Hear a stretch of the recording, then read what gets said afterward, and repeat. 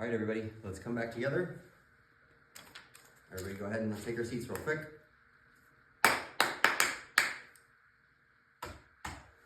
Good job, everybody. Okay, we're gonna go ahead and we're gonna move on from ELA and we're gonna go ahead and move on into our math lesson. Yesterday, we began discussing our unit on area and perimeter.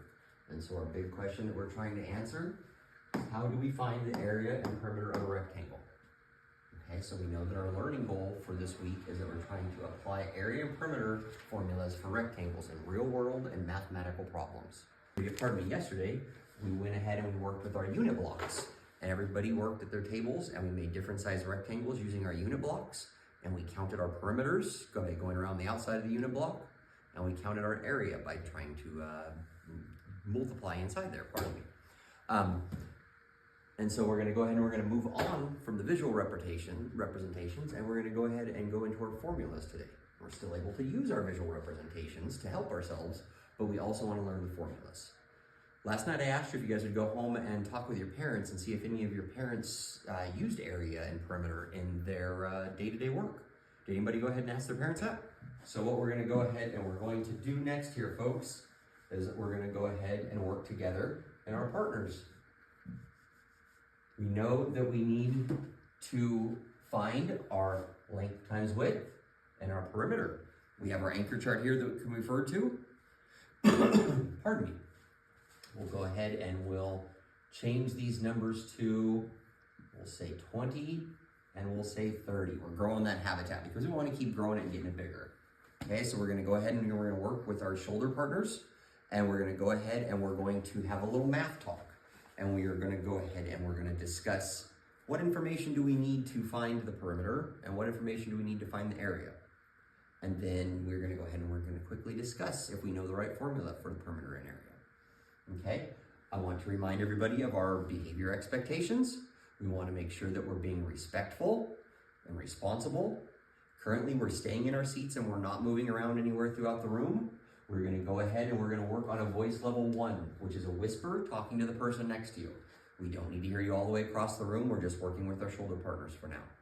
If there's any questions, go ahead and raise a quiet hand. I'll be working around the room and seeing if anybody needs any help.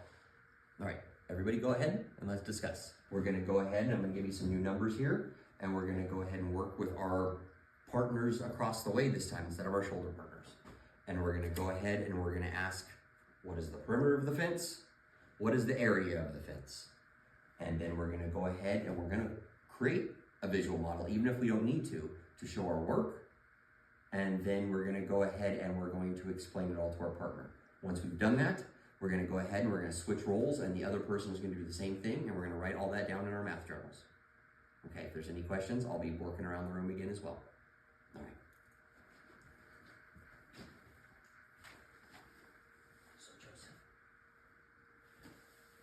We need to go ahead and we need to work on this number. Tucker, you know what, bud? I forgot to give you today. I can see you're getting a little squirrely. If you need a break, go ahead and take a break and you can excuse yourself outside, but I need you back in your seat and getting your wiggles out here after you're done so we can go ahead and we can work with our partner here, please. Thank you. You are doing so good, Rowan. I just want to go ahead and I want to remind you how good you're doing. You've been trying so hard today. I just want to go ahead and I want to make sure that you remember, this is tough, but you can do it, okay? Awesome job. And we're going to go ahead and take a ruler and we're going to find a rectangle around the room. And we're going to use our math journals and we're going to go ahead and we're going to create a visual model in our math journals. And we're going to, pardon me, we're going to go ahead and write our numbers down. And then we're going to come back to our seats and we're going to work with our partners from our seats. And we're going to go ahead and we're going to work on the formulas to solve the perimeter and area for that rectangle that you found. Okay, so after that, Tucker, you doing better? If you need to take one more small break, let's go ahead and do that. But we're not going to be fighting around with our rulers. We're going to use them properly, okay? So what do you guys decide to measure? Just the desk? Okay, that seems fair. Is this desk square or is it rectangle? It's a rectangle, but it's really close to being a square, isn't it? But that works. Look, we got another rectangle right now. Out of time for today.